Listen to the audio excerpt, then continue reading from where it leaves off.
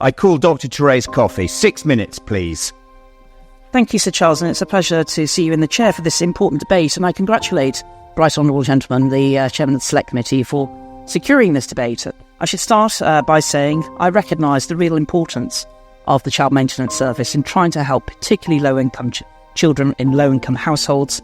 I also want to give credit to Arlene Sugden, who was the Director of the Child Maintenance Service. I think she actually did a tremendous job and made a lot of the changes. It's sad to hear some of the potential reforms that she brought in may now have slid since her time, but we should be recognising that over £1 billion a year has made its way to the parents who look after the child for the majority of the time, thanks to the CMS.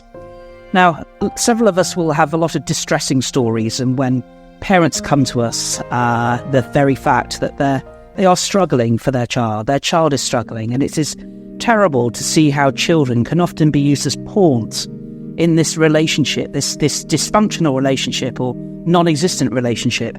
And that is why I really care about the Child Maintenance Service. And in my time in the department, I worked with the noble Baroness Stedman Scott to see what we could do to improve that experience for parents. And our priority always was to try and reduce, in effect, child poverty. Because frankly, with only one parent often working, perhaps not full-time, that extra income from child maintenance was absolutely critical to boosting that opportunity for that child. And in terms of, whether it was about people who go around hiding their assets, people who get other people to do their DNA tests for them to try and avoid being identified as the parent of that child.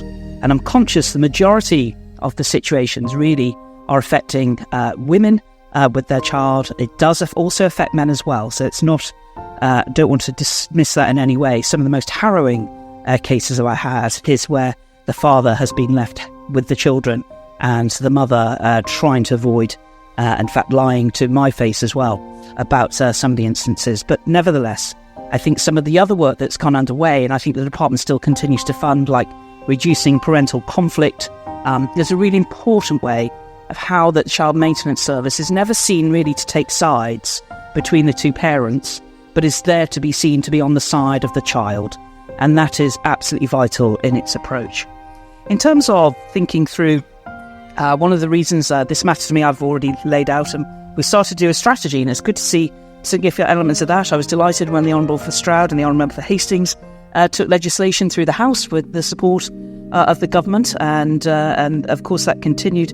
And as the Right Honourable Gentleman's been said, we're still waiting for quite a lot to do in terms of putting these important Acts of Parliament, important changes that were needed to be put into place, but also for the commencement orders of whether it's about, I think it's Section 25 from the 2008 Act. That's going to be vital for my Honourable Member for Stroud's Act to really now come into force. Indeed, I would also say, and the Minister, and by the way, I should say, I appreciate the Minister is a really competent Minister, but this is not his brief, and so he's speaking for the noble Viscount Younger and the government more broadly in this debate. But I think also in July 22, the department issued a call for a consultation, not a call for evidence, a consultation on enacting Section 28 of the 2008 Act, which was about curfew orders. And we still have not had a response to that consultation. And by the way, it's perfectly acceptable for a new Secretary of State to come in, change the approach of their predecessors, different prime ministers, all the rest of it. I have no issue with that. But I do think it's important that we hear from the government what their intentions are. And I'm not a huge fan of doing lots of pilots. Government put forward legislation, Parliament voted for it. We should get on and put it into place. And that's one of my key messages. I will be taking this direct to the Minister when I'm meeting him in March. But I think this could be useful, preempt some of the questions which are obviously there. Sir Charles, I think also another key element is one of the things that I discovered while we were going into deep dive looking at this. For people who are not working or on benefits, there's a nominal payment. It's quite a significant payment, I guess, when you don't really have income coming in, of £7 a week to be paid from your benefits to the receiving parent.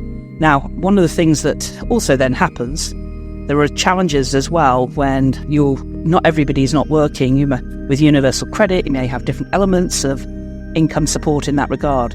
But the challenge at the moment is on child maintenance. If you don't pay everything, you end up paying nothing. And so you end up acquiring kind of money over time that the child should be entitled to. I think we need to look at that again. I think also we should put a lot more focus on work coaches, getting those people who are out of work into work so they can start paying for their children. So, Sir Charles, 6 minutes I will keep to. In essence, we need parents to cough up the cash for their children. The Child Maintenance Service needs to facilitate that. I'm glad that they seem to have dropped this idea that they would potentially do all collect and pay. The state does not need to be involved in every interaction between two parents. But when it does get involved, when parents ask them to get involved, they must do it to the best of their ability. And I look forward to all these other commencement orders to get underway so we can make sure children are put first. Coffey, thank you for being so helpful to the chair there.